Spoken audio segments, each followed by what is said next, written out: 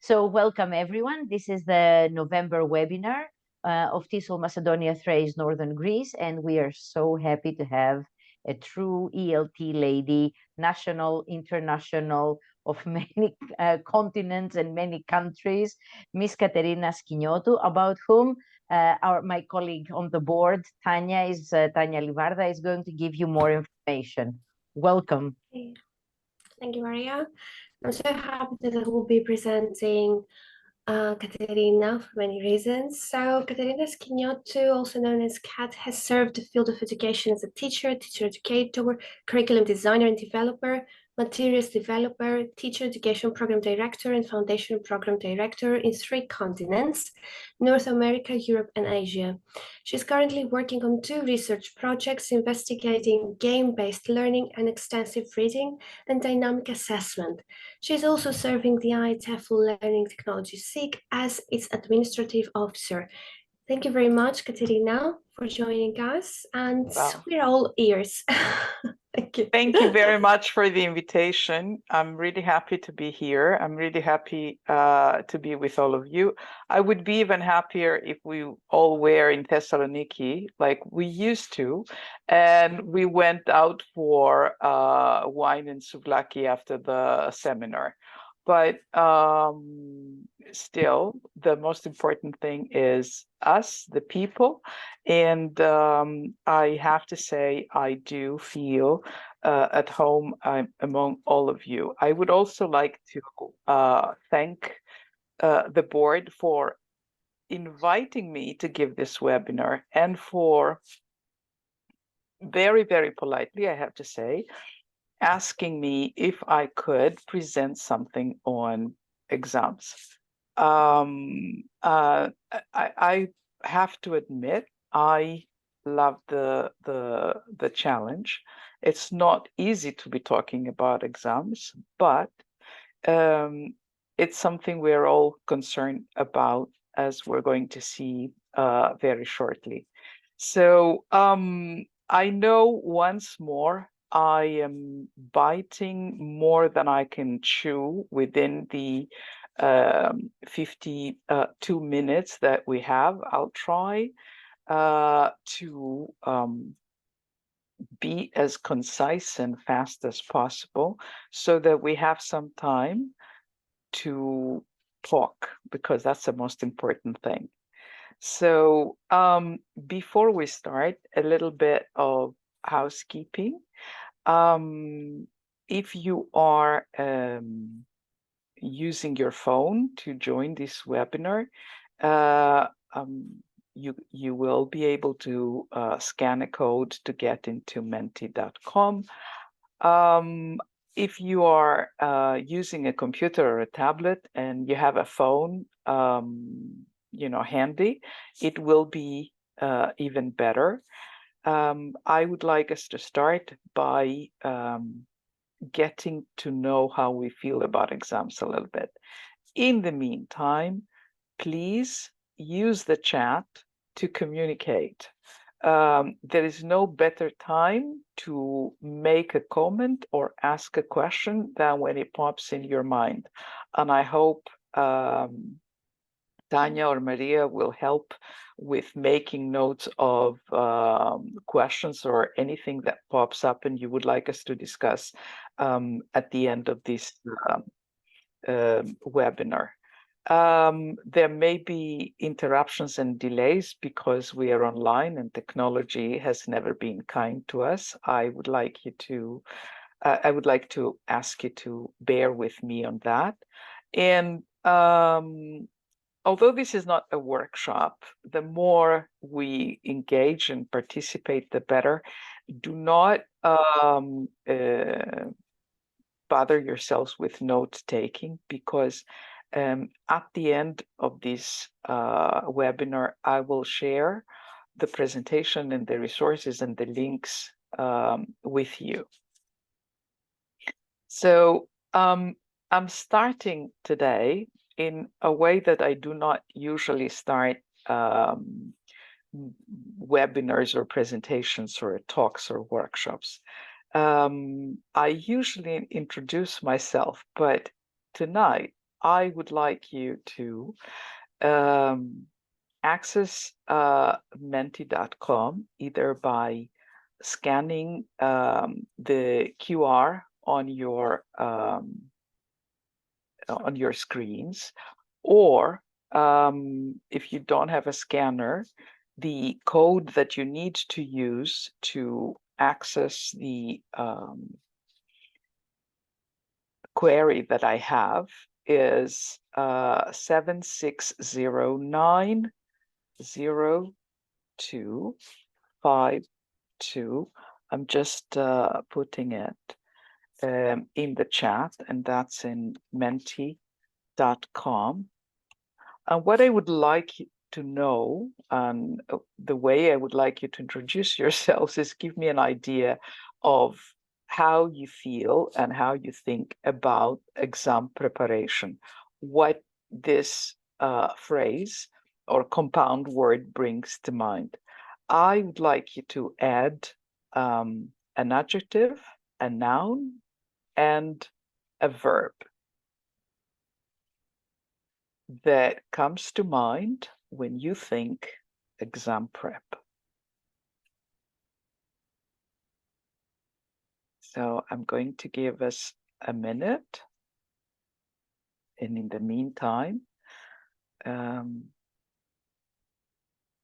I'll be waiting for your responses, and we'll all see our responses.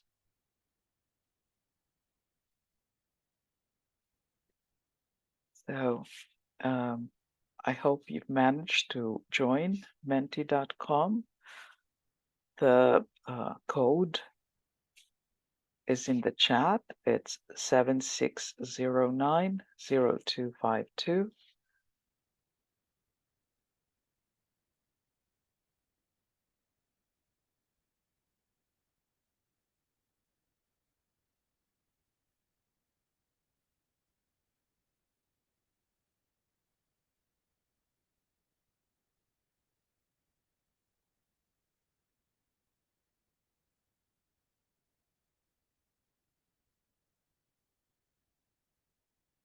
Now I just realized I hadn't started sharing my presentation. I'm sorry about that.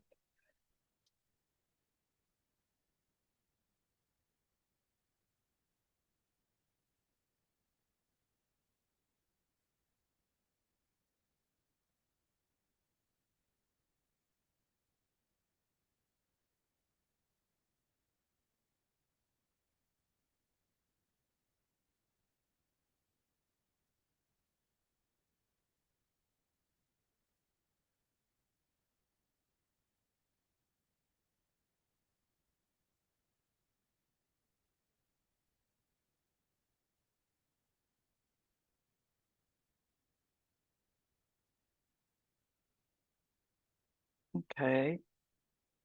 So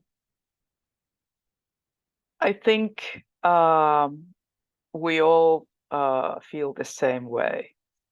Some of the adjectives you've shared: challenging, anxious, it is a challenge, yes, busy, incomplete. I would like to know more about this. Also, the nouns you've shared: time, work,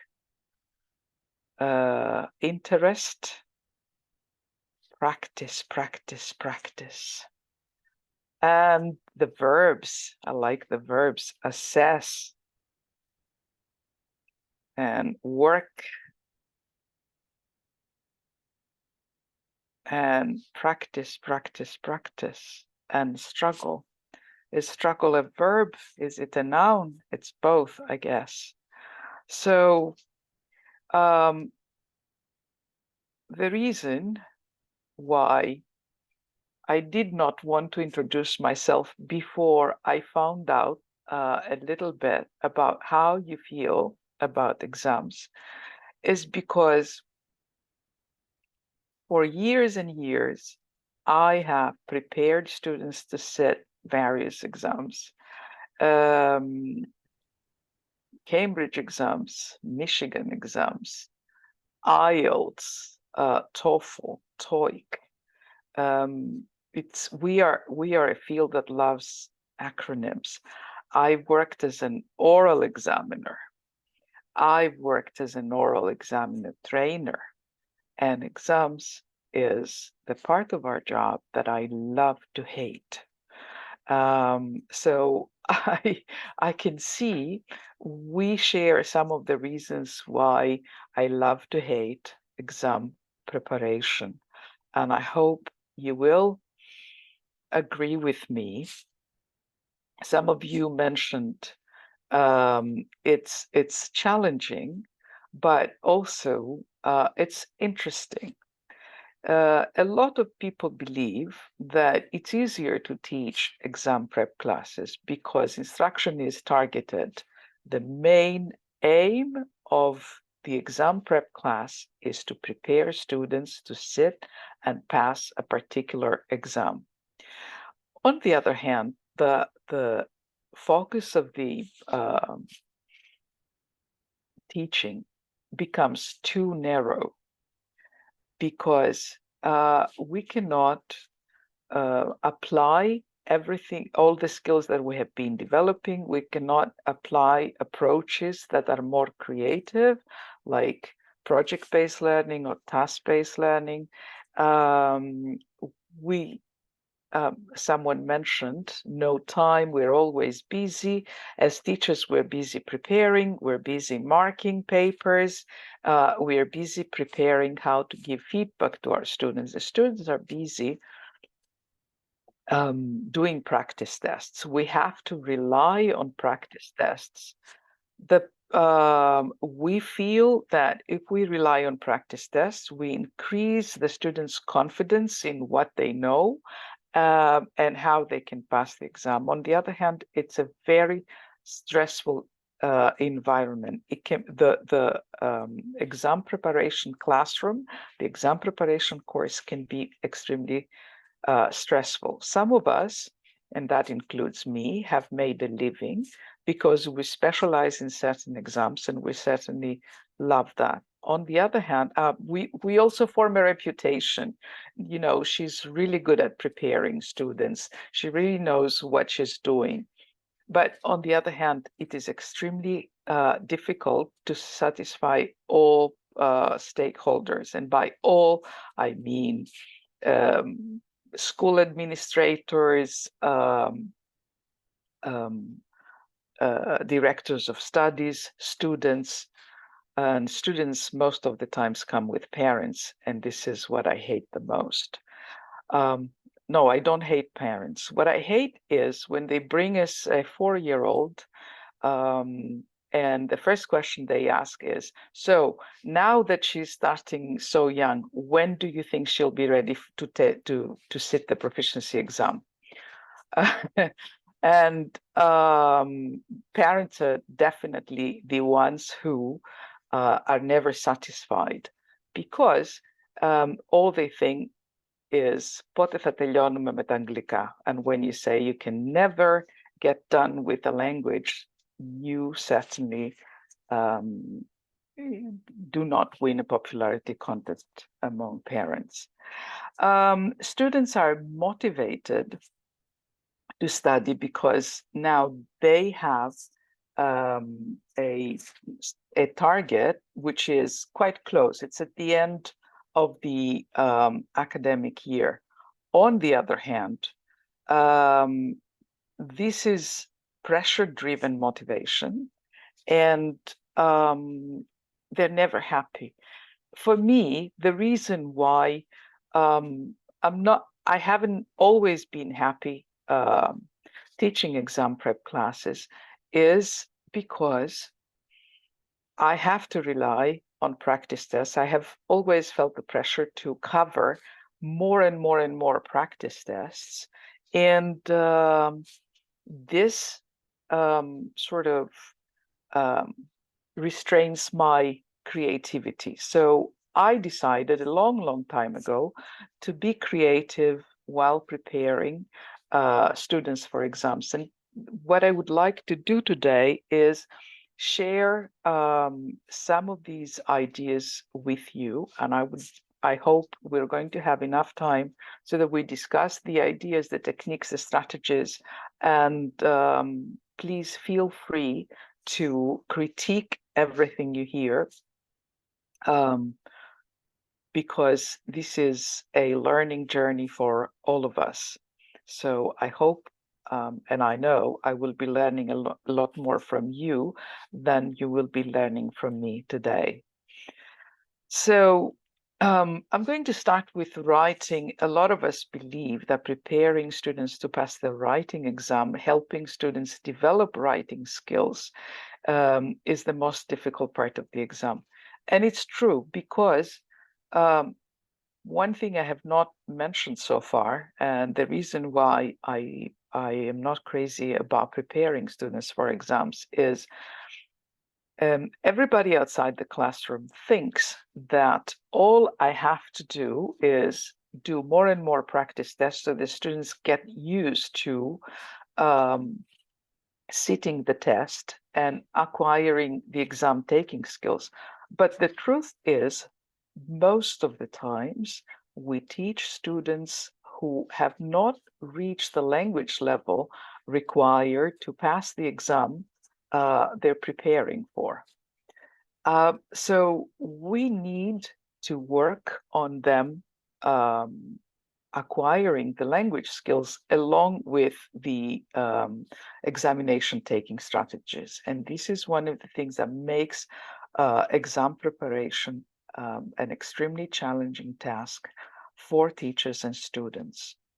So when we prepare students for any writing exam, regardless of the examination syndicate, we know that their writing will be assessed based on 4 major areas of criteria. They will be assessed on task achievement. Some examination syndicates call this content and development. And in essence, what this means is, do the students or does the candidate for the particular exam respond to the task? Does he or she fully develop the task or not? And this is often problematic for the students, because they may not develop every single point they're required to develop, or they may misread the task and respond to something other than the task requirement. Why do students do that? We know, and if you don't tell, I won't, so it will remain our secret, that sometimes students and parents pressure us to correct every single mistake in a piece of writing they do, and then they memorize it. And they hope that a topic very, very similar to the topic they wrote in the classroom will be given to them during the exams. So sometimes they just write what they have memorized, which might be thematically related, but not the exact topic they're required to develop. So for all these reasons, you know, responding to the task is not as easy as one would think. Students would also are also assessed on communicative achievement. In some examination syndicates, this falls under the umbrella of coherence and cohesion. In other words, for example, do they are they aware of the audience and the purpose for their writing? If the topic is to send an email to a friend, it's okay to start with hey, but if you have to send an email to complain about an item you ordered online and you did not receive on time, starting with hey is not appropriate? Are they aware of the difference?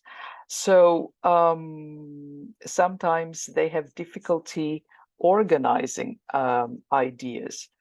What I recommend here is always ask students to identify who they're writing for in the prompt, brainstorm for ideas, decide on the best order to present their ideas in their writing, and not only answer the what, but also how and in what way. Why I'm saying this, because oftentimes, especially in essay writing, but even in description essays, they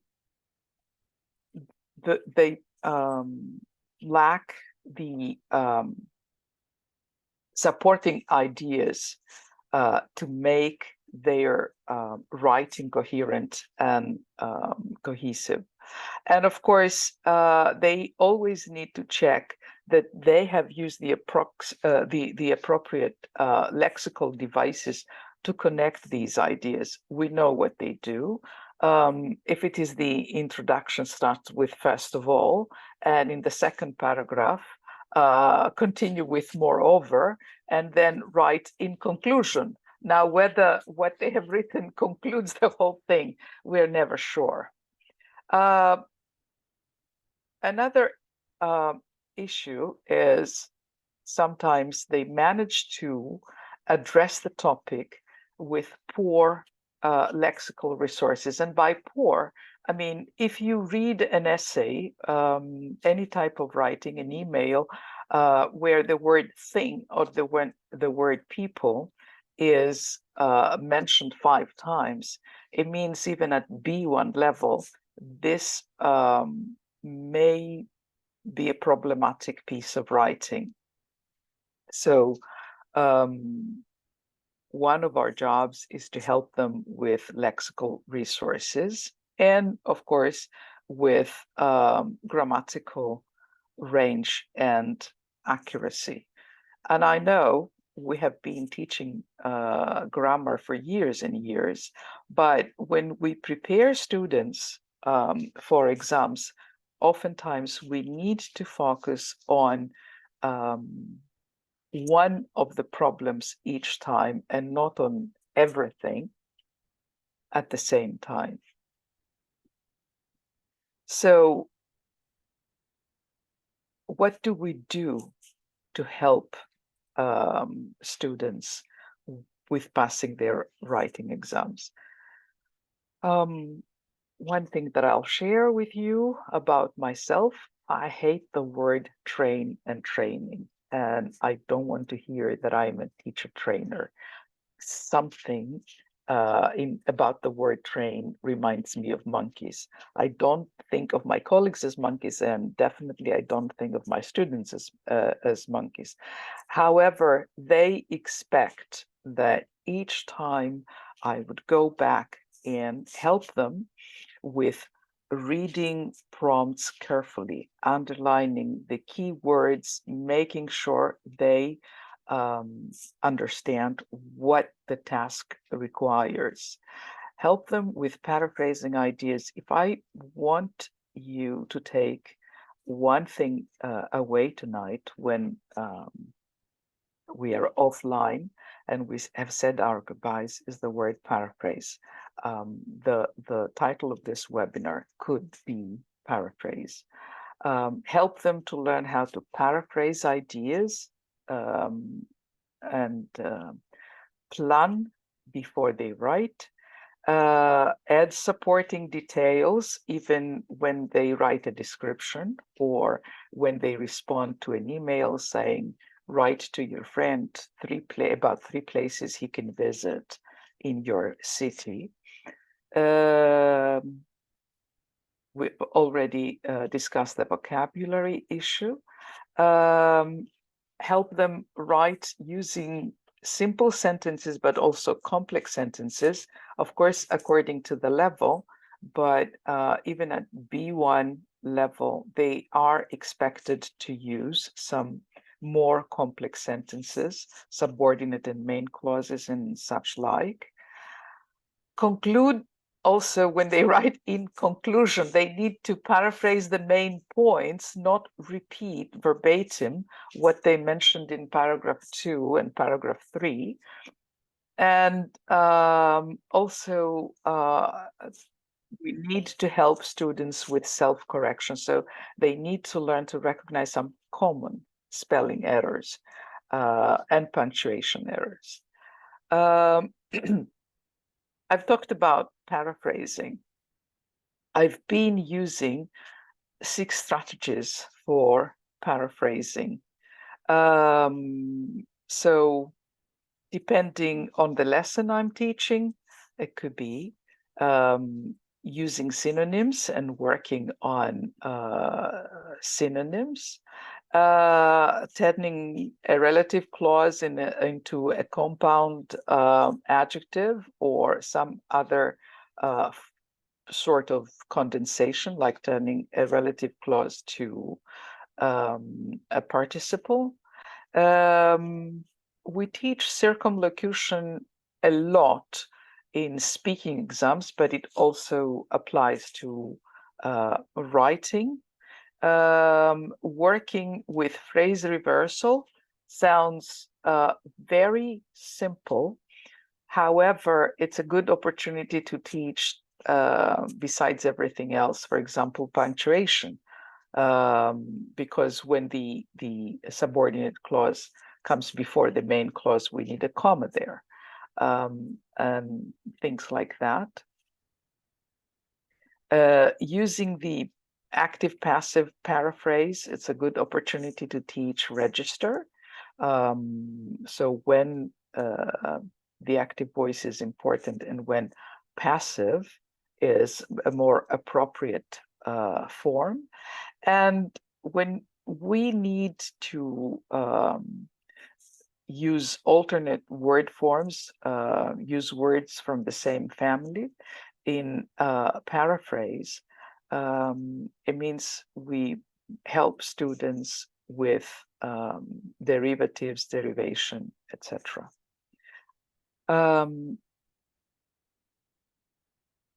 So I would like to share with you at this point that most of the ideas I have shared with you so far come from teaching writing in the first language rather than the second or third language or English as a foreign language. I'm sharing this resource with you, The Writing Revolution. So this is the book, and when I share the presentation with you, I have a link here to the author's website, because it's full of free resources as well. The reason why I wanted to share this insight with you is because since we try to prepare students who may not have attained the language level required to pass the exam they are going to sit at the end of the semester or at the end of the academic year, it's good to remember that sentences are the building blocks of all writing, and we teach them writing even when we do reading or any other skill of in our curriculum. So elementary students can practice not only spelling and vocabulary, but also grammar and syntax while they're preparing for writing. So I recommend you also use the lessons of teaching writing in the first language and apply certain strategies and techniques in the foreign language. Now, I'm as fast as I can, moving on to the reading part. And as you can see, paraphrase is also stressed out. So regardless of the exam you're preparing students for, students will be tested on reading at the sentence level. If, for example, if you're preparing, for example, students for the Cambridge exam, and I forget whether it's part 3 or 4, where they have to rewrite sentences using certain words, etc. This is, test on the sentence level, or the GVR in the Michigan exams. But also they're tested on short text, narratives, descriptions, brochures, etc. I have reviewed a good number of reading exams produced by different examination syndicates, and I know that most reading tasks, if not all, fall under these 4 categories: multiple choice questions, multiple matching in different tasks, multiple closed tests, and open close. Now, regarding the skills and the strategies, I'm sure you hear about these in every single seminar, talk, presentation, workshop you attend. But paraphrasing comes as one of the skills. This is one of the reasons why I started with writing earlier. So one thing that is important when we prepare students to sit a reading exam is to teach them that no matter how familiar they are with the exam format, they have to very, very carefully read the instructions, the task instructions for every part of the reading test, because it's a task instructions that give information on whether I need to read for the main idea, which means to skim through, or to scan the text for specific information, or to read for detailed information, where I would have to, for example, combine information from 2 different parts of the text and make an inference. Also, we need to always help them be aware of whether they're what kind of information they will be getting from reading the topic sentence in a paragraph, or from skimming through the text, or from reading the questions. But please teach them to read the questions and not the answer choices. The answer choices, or the 3 out of the 4 answer choices that are not correct, are called distractors for a reason. They are really well constructed to distract them. So they need to be confident that by reading the question, the stem, and turn it into a question, if it is not already a question, because sometimes the stem of a multiple choice question is in question form. Find and underline the parts of the text that answer that question, and then paraphrase what they have found. In other words, rewrite it in their own words is an extremely important skill.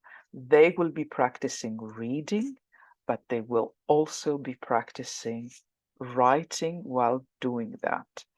After they have done the first 3 steps, then they can read the answer choices, because chances are they will not be distracted by the distractor. Now,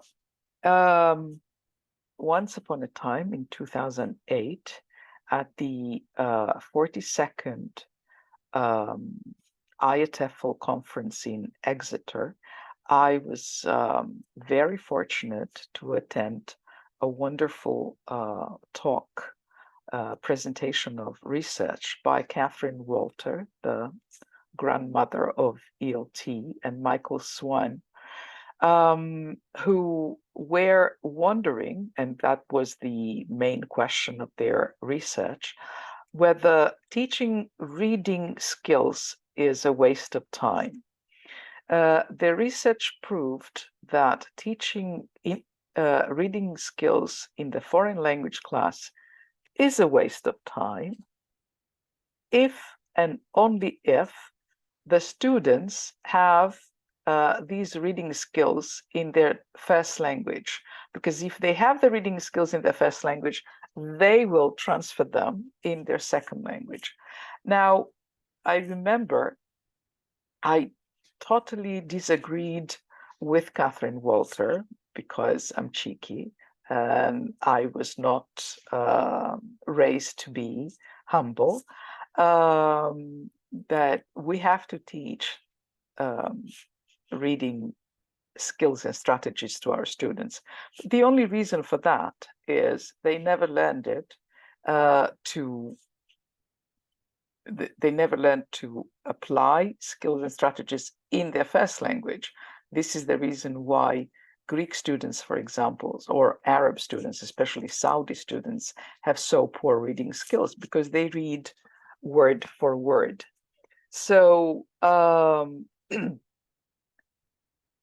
what are we going to do? How can we prepare as teachers? Before we give or before we plan any reading lesson in our exam prep class, it's important that we do the test ourselves. You may have taught the same practice test, the same class, the same level for 10, 15 years. It doesn't matter. Do it again and again. Figure out the correct response, but mostly figure out how you thought about the answer and how you reached the decision that this is the right answer and the rest of them are distractors. And then create your lesson plan, because you need to help the students to develop the same questioning skills. And if you believe Catherine Walter and Michael Swan, now I believe them, we need to focus and work on vocabulary and plan lessons in such a way that we leave time to develop vocabulary skills, because students face challenges not only with the meaning of words, but also with collocations, with you know, what kind of preposition, for example, comes after a certain verb. When do we say talk with, and when do we say talk to? And is there a difference? And what makes a word appropriate for a certain context and not so appropriate for a different context? And when we work on reading texts, but also when we work on reading the writing prompts, for example, it's important to underline collocations.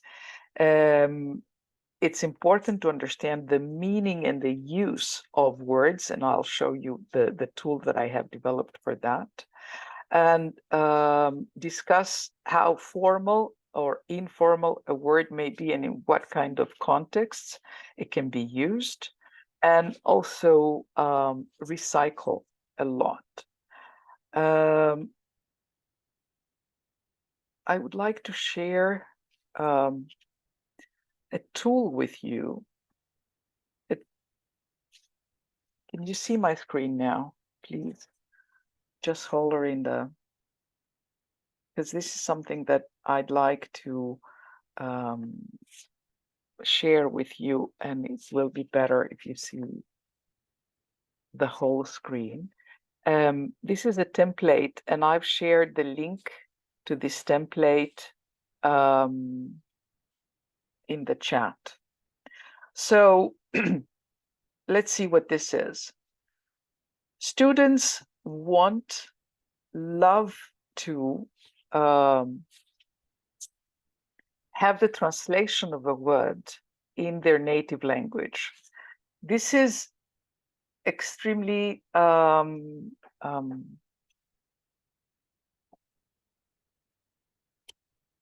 important to them. And this is how a lot of people over the years made money, by writing companions. So if I have the word study here, and I can have it automatically translated in Greek. How?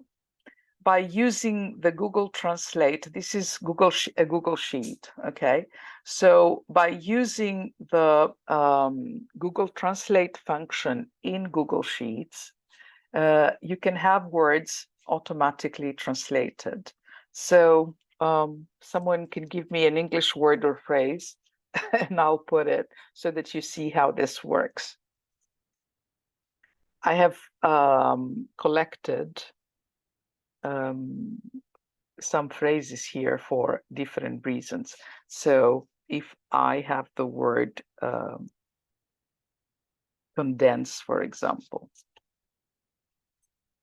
and I come here and I just pull down,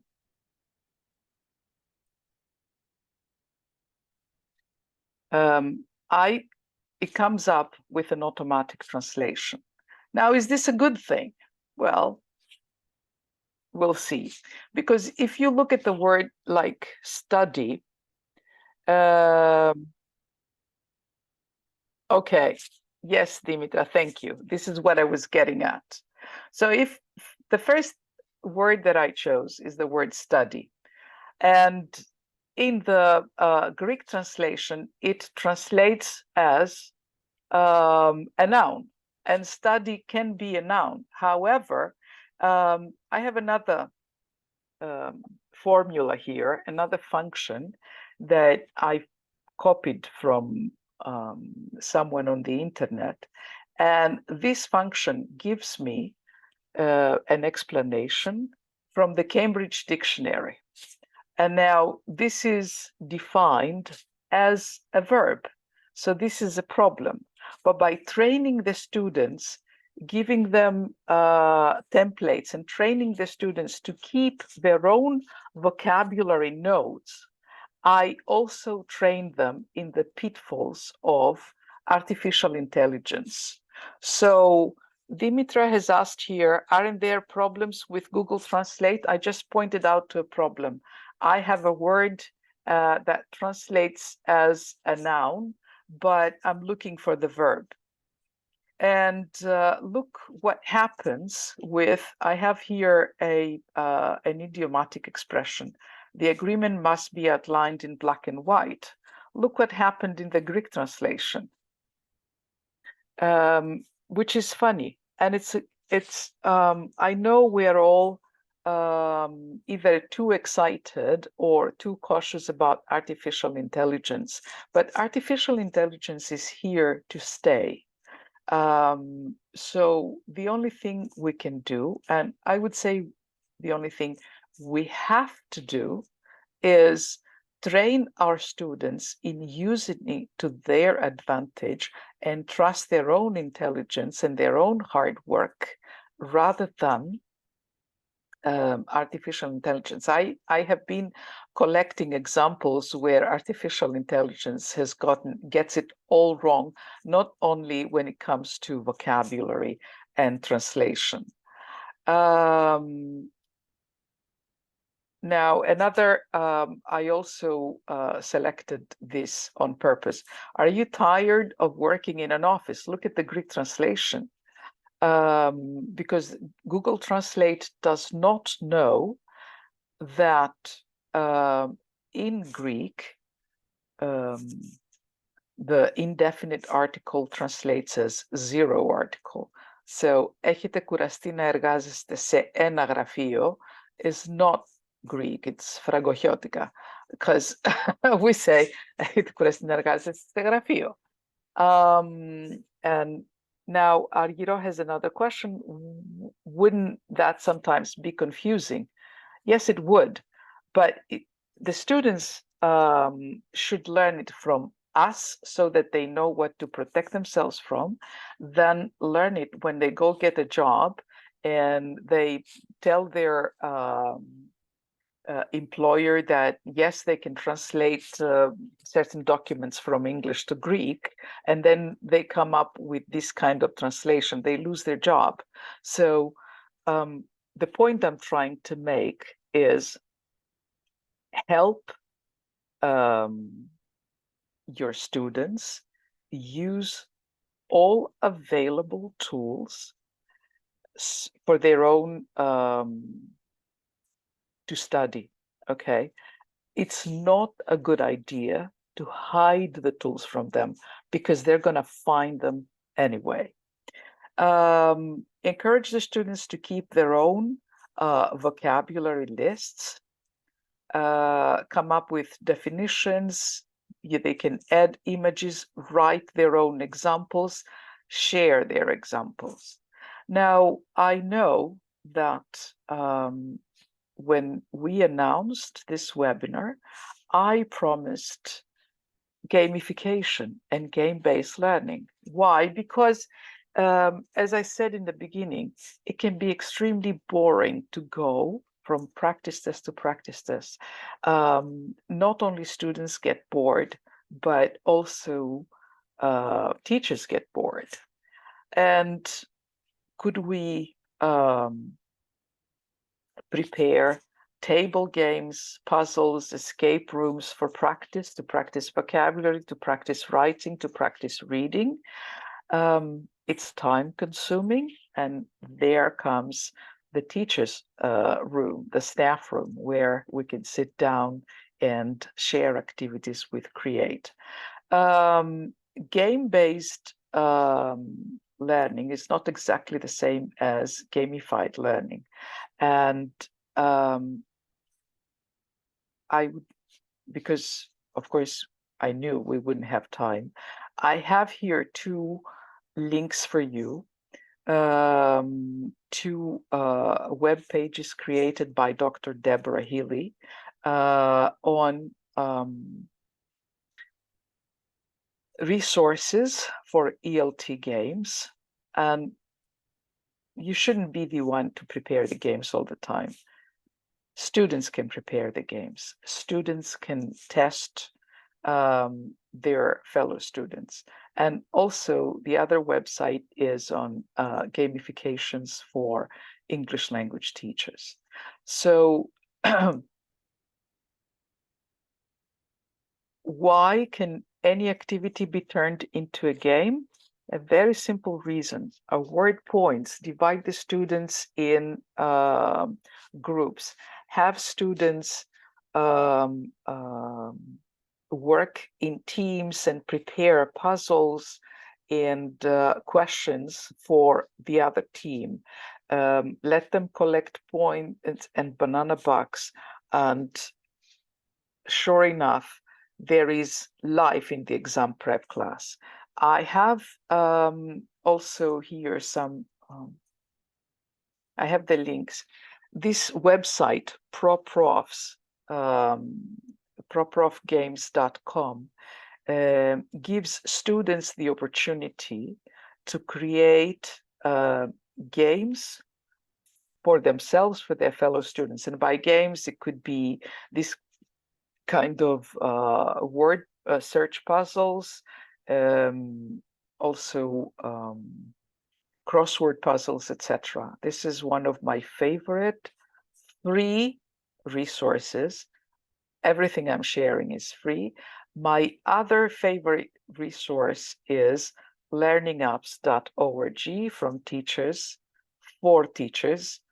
This is mine. They can create closed tests, closed gapped activities, etc. So yeah, we said that. I know I haven't done what I promised, to leave 10 or 15 minutes for discussion. So I would like to stop talking and hear from you. I think I tried to address some of the comments in the chat. But if there are any questions, if there is anything you want to say, a disagreement, objection, critique, we can talk about it in the 3 minutes we have left. Caterina, thank you. This has been very, very interesting and also diverse, covering not just one, but many exams. While you were talking about covering the topic, I kept thinking of my ECPE students and the ECCE students. It's just that I don't teach B2 level that much these last few years. My students have the same problem. They do not actually realize the difference between the two topics offered. That might be because they read very quickly, they don't pay attention, they do not follow what we discuss in class. And then what they do is write part of one and part of the other. And here I am correcting and trying to get them to notice what they should have noticed. I'm not sure if other colleagues face the same problems, but I believe it could be one of the springboards for our discussion. I would like to say I did promise 21st century skills, and I don't think I delivered on my promise. Because one thing that I didn't mention, it was in this talk, and then I took it out because I thought we wouldn't have time, is time management. There are two skills that I haven't mentioned because they are like an entire different webinar. So maybe next year we'll have a webinar on time management and typing skills. And also time management and typing skills in combination. The reason why I'm saying that is because we are so eager to help students with the exam taking strategies that we forget the most stressful thing is to do a task in a certain amount of time. And if we're teaching Greek students or Arab students or anyone in the Middle East and North Africa, time management is not our strong point because culturally we are nations of either storytellers, I'm referring to the Arabs, or philosophizers, I'm referring to the Greeks, and we think we have all the time in the world. And the other thing is students, every single examination syndicate are digitalizing their exams. IELTS is offered almost completely exclusively digitally.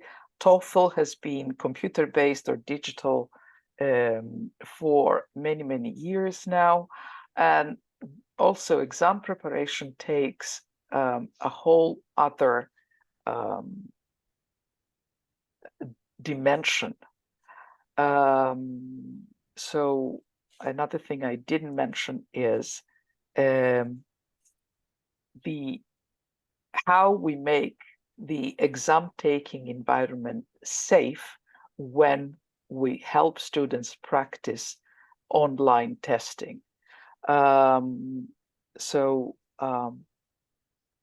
that's another webinar to use safe examination taking environments so students do not get distracted. I can see a question here.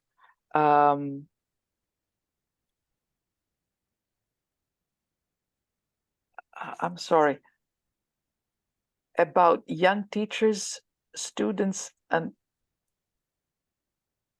I'm not sure I understand the question, Argiro. My opinion about very young teachers, students, and the big, quite significant thought, the chapter of exams. If you're referring to whether it's a good idea for very young learners to be sitting exams like A1 level, A2 level, when they're very young, I'm not crazy about it. The rationale behind these exams is to help students get used to the idea of taking exams. But I mean, the problem is we often teach to the test. And if we start this when our students are too young, I'm afraid that we are doing a disservice to them. I have already shared, I'm going to share it again, the link to the presentation in the chat. So you can open it and it's public, anyone can access it. I believe in free and in sharing, especially sharing resources. So may I say something about my question? yes, Sergio. Thank you. So, I mean, there are some very young teachers, like me, for example. I haven't started teaching yet, but when they come to you, some students which who are adults, and they ask you if you take them in terms of the exams, like the proficiency certificate. So you are at the beginning of teaching. So what is your opinion on some things that you need to be very careful on? Because it's the beginning, you don't have experience, so everything is like new to you. Okay, now I understand. You know, if I may take a minute, teaching exam prep classes requires experience, but to acquire experience, all you can do is teach. So my opinion is, as teachers, we should take any challenge that comes our way, use resources, collaborate with more experienced teachers, plan our lessons carefully, be members of teachers' associations, also learn from events like this one, face-to-face conferences organized by teachers' associations, especially.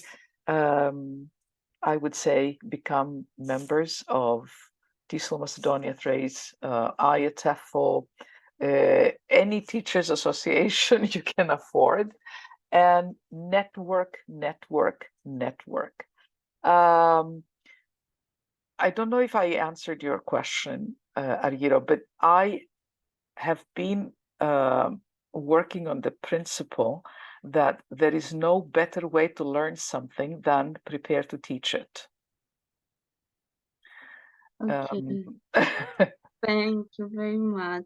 It's time consuming. Yes, it is, but we can do it. May I ask something more, by the way? Sure. Do you think that young people tend to trust more teachers who are experienced in terms of that they are doing this job lots of years now, so they have more experience than a young person who starts, like I said before, teaching. It's in the beginning, you know. This is something that I have noticed. That's why I'm asking. I mean, they may think that this is older, so she has experience. This is younger. She's at the beginning. Maybe she's wrong. Different things. Yeah, I think it's a matter of how serious we are about our work and how we get our message across about the way we work. So I mean, marketing our teaching skills is a whole other chapter. It's the now who trusts whom. I have found out that people, students, trust the teachers who work hard and who make them work hard. So we build our reputation around that, and we get trusted by people based on word of mouth and the reputation we have built. Eftimia is very, very patiently waiting. She has raised her hand. Yeah, thank you.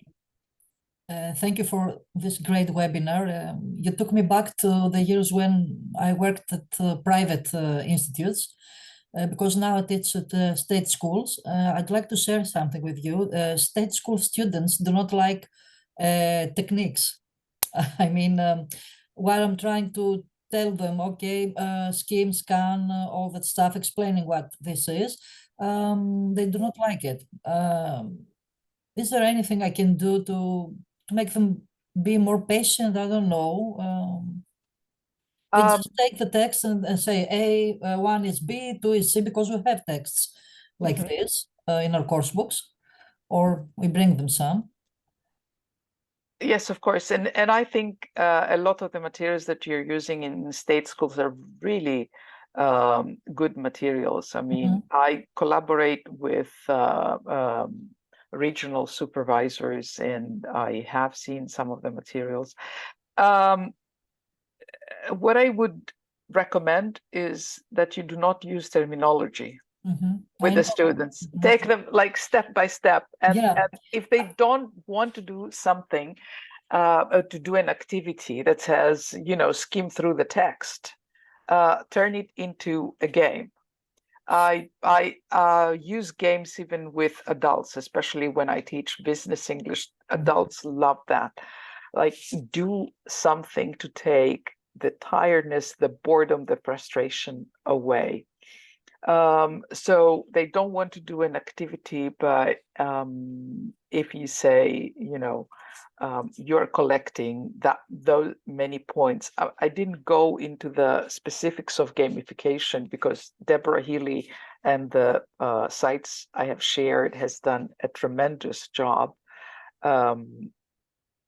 So it's very simple to come up with a point system, divide the class in 4 groups and award them points for how fast they are, how successful they are, etc. is something that, in my experience, works. And the other thing that I'd like to say is I included a number of examples of tasks, but I have not included in this presentation certain tasks which are specific to KPG mediation. But I do prepare the students, some students, for KPG exams. And this is where the tool that I have shared with you, the template with the translation, works really well, because they think if they feed the Greek text into AI, and it will be turned as an English text that they can use. So what is the example that gave us the opportunity to work really well? We had a text from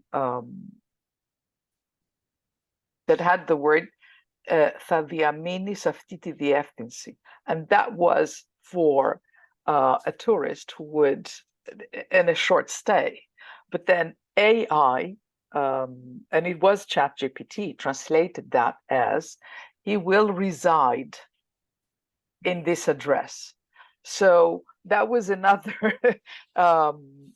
point we scored. And I do want to thank you for bringing up the the exams produced by ECPA, because there we have the two languages, and also proper mediation is an examination skill that we need to develop, and the technology can help, but it can also dig a really big hole to bury us in, to bury our students in.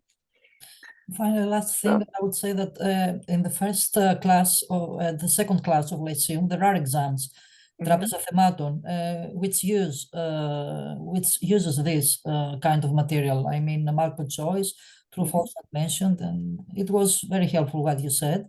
And just the last question, I saw the presentation, but would you like to say the two websites again for gamification? I didn't see them in the presentation. I'm not so sure. Because they are linked. It's the whole title. It's the title of the website. It's not the link. It's actually the links are. So let me just share this, because the entire presentation is full of links. So when you get to this page and you click on this, there's this pop-up window. Okay, yeah, I didn't do that. Sorry. And this is a link. Okay, I didn't see and that. It opens it up. Sorry, but I didn't click on the link. Yeah. Yeah, that's the thing with interactive presentations, and actually Genial is very helpful. Very helpful. I think all presentation yeah, and you were very devices calm. do that. You were very calm and peaceful. Thank you for this once again. Thank you. Yeah, great. Thanks. Thank you.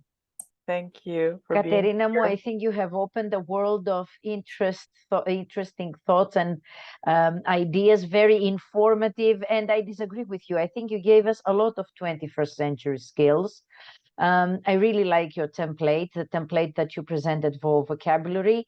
Thank you all for joining us today. Our next session is very close because it's Christmas activities with the one and only Maria Polihru. Don't be shy, Maria, switch on your camera.